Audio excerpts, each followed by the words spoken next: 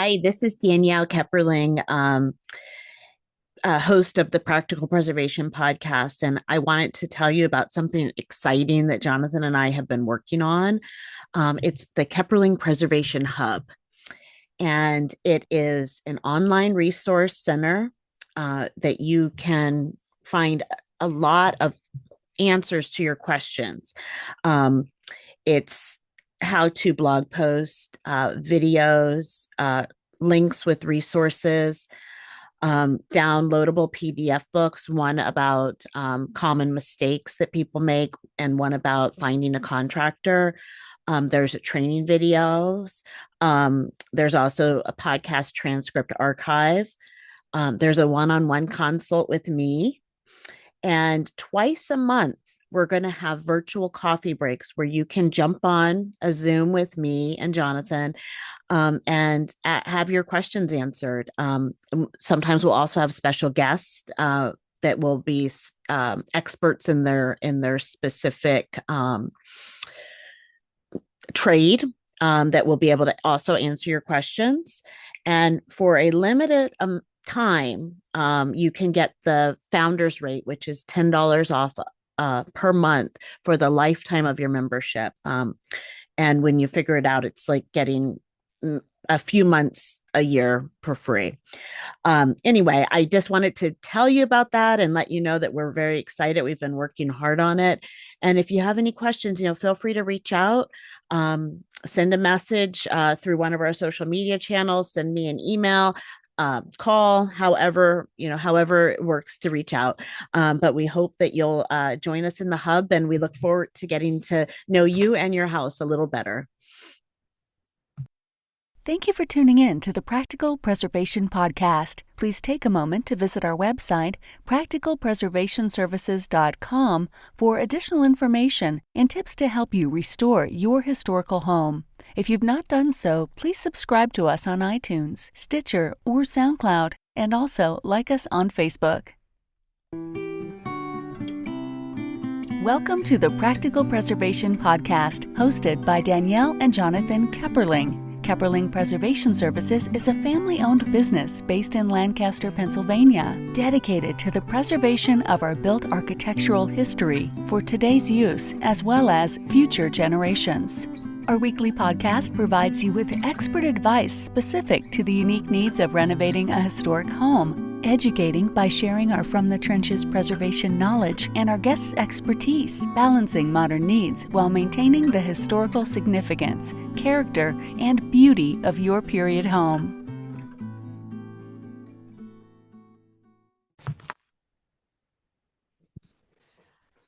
Today on the Practical Preservation Podcast, I have with me Nick Redding. He's the president and CEO of Preservation Maryland.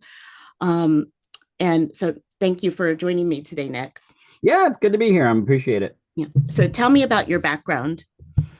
So I have a background in historic preservation. I was always interested in history, interested in my Civil War ancestors and things like that, from a young age, and went to school down in West Virginia and ended up working for the National Park Service. And from there, I was able, after graduation, to parlay that into a job with the American Battlefield Trust, doing landscape preservation with the Battlefield Trust. And then, kind of made the jump after doing a lot of advocacy work with them to running a historic site in Virginia in the Shenandoah Valley. And then parlayed that into a career working in historic preservation with Preservation Maryland, which is the statewide historic preservation nonprofit. And kind of have been there for the past over 10 years now, at Preservation Maryland. Yeah, very good. Yeah, when I was looking over the website, I noticed that you were involved in trying to stop the casino at Gettysburg, and I remember that being in the news. But so that was that. But that went on a while, didn't it? Yeah, it was a long fight. It was a national advocacy fight over that issue. Yeah. And I was had the opportunity to work for the trust at the time, and so managed our grassroots as well as our state legislative advocacy in opposition to the licensure of that casino, and we were successful in that. So that kind of gave me, a sense and an understanding of how to sort of like organize Hmm. grassroots advocacy, as well as the opportunity to kind of speak out in defense of a place. Um, and at the same time, working for the trust had the opportunity to work on sort of more I suppose practical Uh-huh. preservation, sort of the idea of, how do we actually save places and get ahead of problems. So we did a lot of work around landscape protection and the acquisition of threatened historic battlefield land. And that work continues there. At the time, it was called well, first when I started working there, it was Civil War Preservation Trust, then it becomes Civil War Trust, and today the organization is known as the American Battlefield Trust. Yeah. Yeah, I think that's really important when you said that, like, the areas around it. It makes sense to me because if you had a strip mall right beside the battlefield, that would be pretty jarring. Right. Right. Yeah. So you mentioned that you really loved history. Did something specific draw you into preservation? I actually I was looking at doing just sort of a general history degree. I thought I would become a professor. Hmm. Um, and I had a high school guidance counselor who gave me the magazine of the National Trust for Historic Preservation. Hmm. And he said, maybe you should think about doing something that has more real world implications, or like a way to sort of practice history that has an impact, today and is a little bit more practical in terms of getting a job. Right. And that, Um, yeah, that does make a lot of sense. But most people that, it's doing the podcast, I talk to people, they don't realize preservation could be a career like early on in their study. So that's great that that was introduced to you in high school. yeah, yeah. So it was pretty early. So, and I ended up going to a school that offered um, historic preservation concentration. So I was able to study history and historic preservation at the same time for my bachelor's degree. Oh, very, very cool. So tell me about Preservation Maryland. So we're the statewide, as I mentioned, the statewide historic preservation nonprofit. We have been around since 1931. So we're the second oldest statewide in the country. Yeah. Um, and so we're cruising towards our 100th anniversary, which would be in 2031. Mhm. And we, over those nearly 100 years, 94 years, we have practiced preservation in a bunch of different ways. We started not dissimilar from a lot of organizations, um, by owning and maintaining historic properties, sort of the traditional house museum model.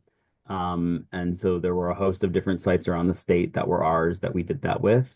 And we divested from those in the mid 20th century, and became much more advocacy focused. We were at the forefront, even before we had divested of properties.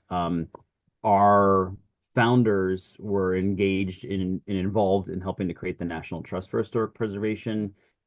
We were involved in the creation of the National Historic Preservation Act. We were involved in the creation of our State Historic Preservation Office.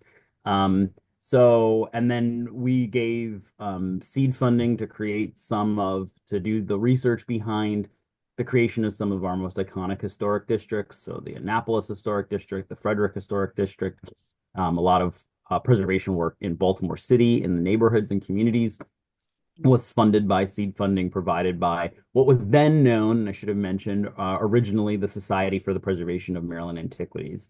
So Preservation Maryland is our more modern name that came about in the late Yeah, 70s. they were into long names. Yeah, yeah, yeah.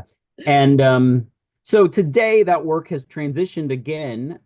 We got out of the property owning business in the 90s, and we still don't own property today. However, we are much more engaged in historic property redevelopment. So our work today falls into a couple different buckets. We have a historic property redevelopment program, and that allows us to physically engage with historic places and in their protection and rehabilitation. So right now we probably have about 8 different projects underway across the state in varying levels. And what we're doing is acting sort of like a project manager or an owner's representative, where we go out and we procure the services. We work with architects and engineers and professionals to move projects forward with partners. Sometimes we own and rehabilitate the properties.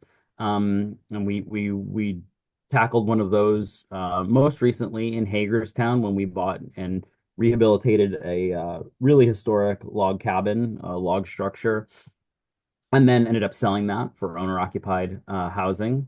Um, and so the historic property redevelopment program touches a lot of different types of properties. We can talk about those if you're interested. And then we have a historic trades program, which is unique to us. We are the home of the Campaign for Historic Trades, which is a national program of Preservation Maryland in partnership with the National Park Service, that is focused on training the next generation of historic tradespeople. And as a part of that work, we registered some of the first apprenticeships for historic trades that have ever been registered, which has been a goal of the preservation movement since the 1960s. And so we just recently, in the past year, got those registered, and now we're getting that program of apprenticeship development off the ground. Oh, that's great. We also have a sort of a more traditional bread and butter preservation program that is our preservation services, and that focuses on education, outreach. We do a lot of grant making. We do several $100,000 a year in grants to projects across the state. Um, and then the final bucket is our advocacy bucket. And so that is principally speaking out in on behalf of issues that matter. The vast majority of our advocacy is proactive. So we spend a lot of time, particularly right now in Annapolis, advocating on behalf of policy that will help preservation. Mhm. And we're reactive if and when necessary. So if Right. there's a really bad project, but I would say that makes up probably about 10% of the portfolio.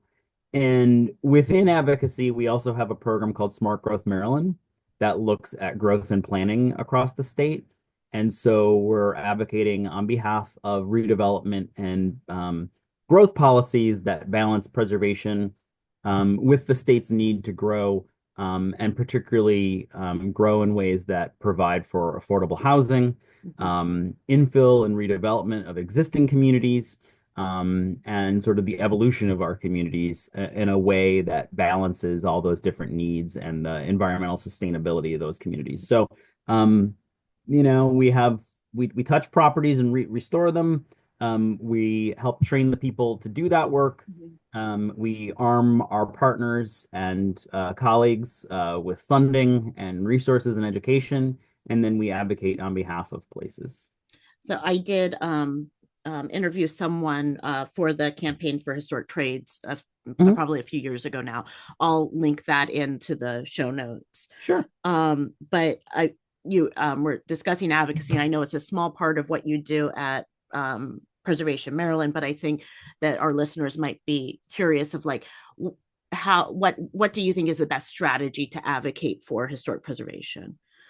So I definitely fall into the proactive advocacy Mhm. camp. I joke that I haven't chained myself to a building in a long time. I make the same Um, joke. yeah, I really am focused on trying to put policy in place that makes preservation more feasible. Mhm. And a lot of that has to do with policy in Maryland. The way our state works is the state policy that is promulgated helps localities, oftentimes either incentivizes them to do the right thing or provides them with the tools and their developers with tools to do the Uh-huh. right thing. So I'm a big proponent of advocating for the kind of policy that your state needs. So like an example of that is we have a big problem just because of where we're located, and close to the seat of government, that we have a lot of former government complexes Uh, that are sort of like white elephants. They are really challenging to rehabilitate because of the scale of them and because of some of the environmental issues on site. Because when government gets rid of properties, they oftentimes don't do a lot of environmental remediation, and so it creates a big challenge for their redevelopment. And so we saw that, and we knew several large, significant projects around the state that weren't getting done. And we worked with us with some state legislators to create a work group, and that was required to report back on the issue. So we defined the issue, and then it was also required to make recommendations. And one of the recommendations was to establish a catalytic credit Mhm. that would be given out every 2 years, focused solely on these types of properties. So every 2 years now, the state gives out $15 million to one project to sort of move that project forward. And that has gone on now three different times. So I guess $45 million Uh-huh. worth of funding has gone out to those projects. And so we worked with legislators in those communities, talked to them outside of the legislative session, defined the problem, and then presented potential solutions. And the first and easiest one was, let's study it. Let's get Mhm. the state to study it and make recommendations. And we were part of that process. And then we were able, armed with that information, to make the case for state investment in the next step for Yeah. those places. So, I think that it's really important to approach the advocacy process. The challenge with it, but also the potential with it, is that you have to approach it as a long-term relationship. It is not Mhm. a one-off Right. situation.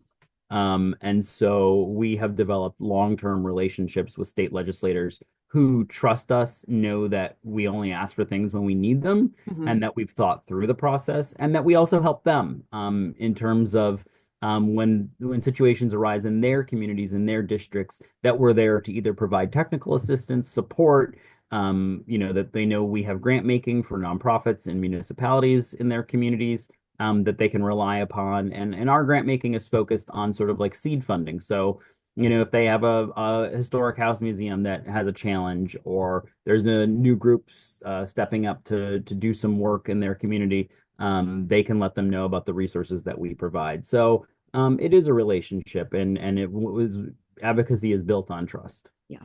Yeah, I think that's very important. Relationships matter. And looking from Pennsylvania, and I didn't realize how long Preservation Maryland had been it as an organization, but now it makes sense to me why you have so much more state incentives than we do for preservation. So I think that's great. And you have some beautiful towns as a testament to that. So tell me about your podcast, PreserveCast. Yeah, so we've had a podcast, we've had a weekly podcast since I think 2017 now, 2017, 2018. So almost, I think, like 8 years is what we're saying right now. We've done like 350 episodes. And we've interviewed people sort of around the world. It started as sort of a look at the intersection of preservation and technology. Mhm. And it is now, sort of a broad-based look at how historic preservation um, interacts with a lot of different topics. And so we interview people across the spectrum about preservation, and how we work, and how preservation is changing communities across the country, and across the world for that matter. So we've interviewed people all across the globe. And we look at it from the perspective of historians. We look at it from the perspective of authors, and from the people doing the work. And so we try and take a very broad view on how historic preservation works. And is that available on like all the major platforms Yeah, or? it's on all the platforms, Okay. and there's also a website, preservecast.org, where you Okay. can get all the back episodes and everything like that. Very good. So tell me about, from your vantage point, trends and challenges that you see in preservation. Well, I mean, obviously, at this moment, funding is always going to be an issue. Right. The future of the federal historic tax credit, and either its expansion or even just its retention, because we're going to be seeing a lot of tax policy written in the next year, Right. is important. I think trying to figure out how historic preservation and the interplay between historic preservation and affordable housing, I think, is Mhm. really important. Yeah. And how preservation becomes part of the solution. I think a lot of what we have to do now is figure out how to get to yes on a lot of issues. And that doesn't mean we have to give up on our principles, but I think it means that we have to become a little bit more flexible. Erica Avrami, I just interviewed her. She's a professor at Columbia, just published a book called Second Order Preservation that is a look at how preservation affects things down the line. And I think that that's an important aspect of our work and how we need to think about our work, which is how we address the long term of our decisions and our impact, Mhm. whether that be in affordable housing or just housing creation in general, not even just affordable, but just Right. housing, and or how we are making an impact on sustainability, and how we make historic buildings more sustainable and the compromises we may have to make there. And then that has a direct correlation to the way in which we think about preservation, whether an object focused practice or something where we think about the larger the sort of the global system of preservation. Are we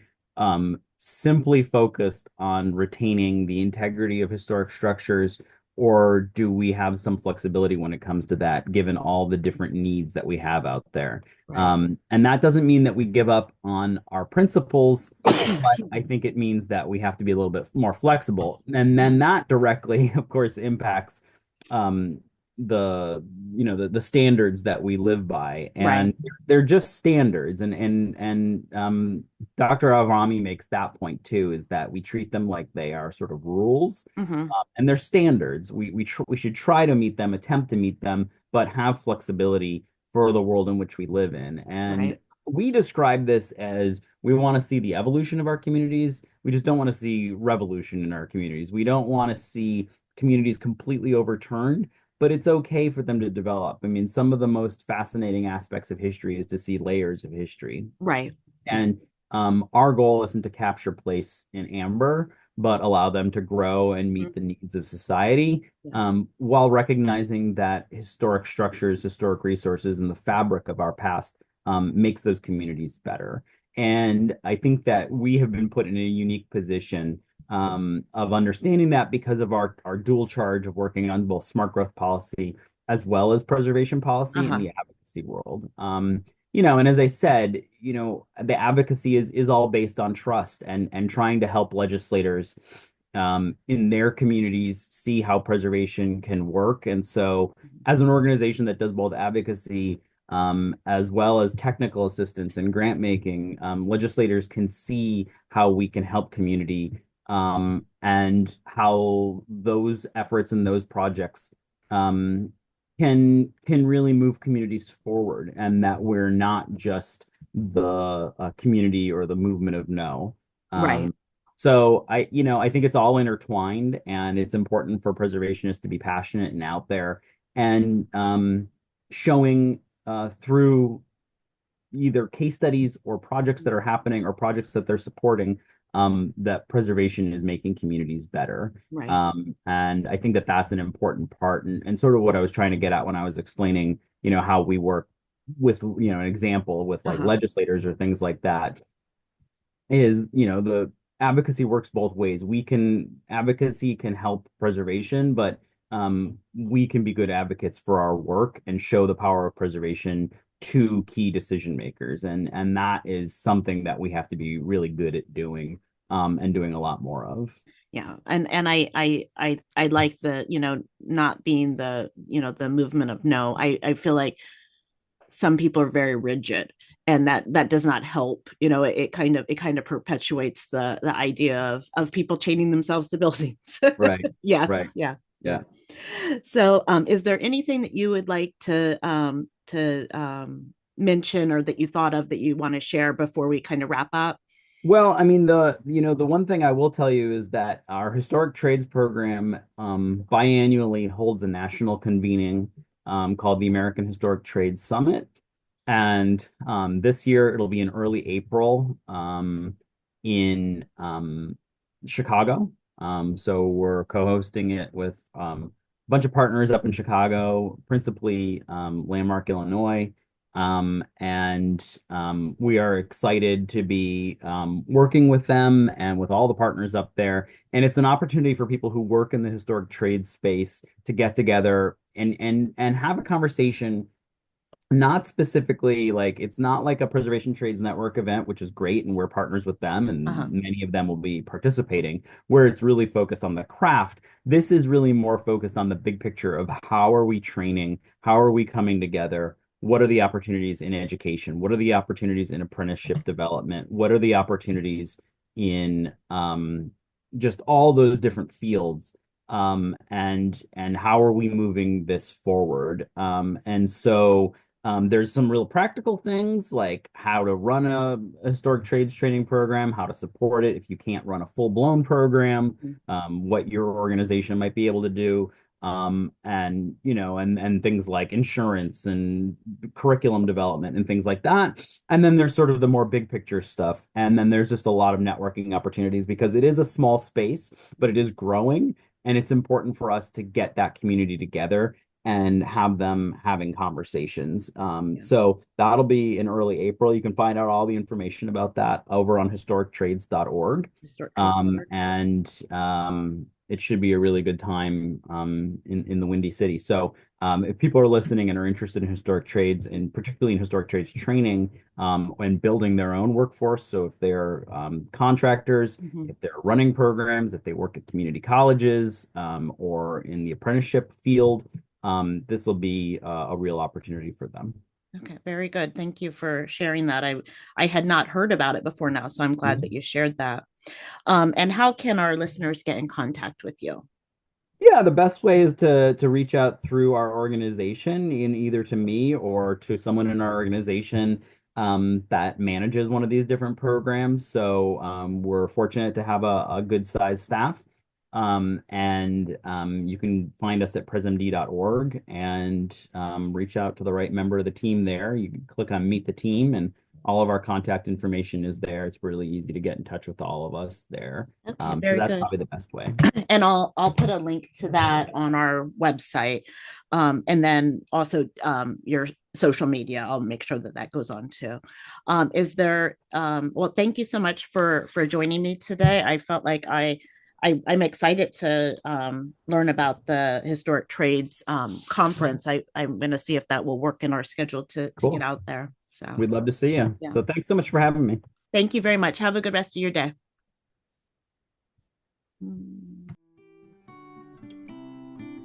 Thanks for listening to the Practical Preservation Podcast. The resources discussed during this episode are on our website at practicalpreservationservices.com/podcast.